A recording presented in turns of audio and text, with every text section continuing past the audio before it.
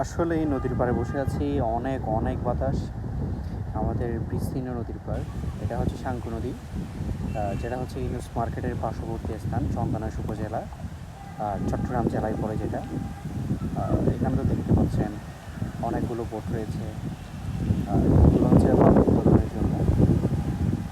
এখানে বালির ব্যবসাটা হচ্ছে মূল পুঁজি অনেকের। বিশাল একটা ব্যবসা বাণিজ্য বালির।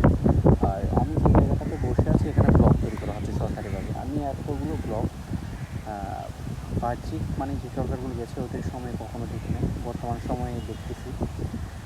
কারণ 100 কোটি টাকা বাজেটের কাজও দেখেছি বা অনেক টাকার কাজও দেখেছি, কিন্তু এ ধরনের কাজে প্রথম। মানে এই কাজগুলো তেমন একটা সচরাচর দেখা হয় না আমার চোখে। ফার্স্ট টাইম এইরকম একটা কাজ।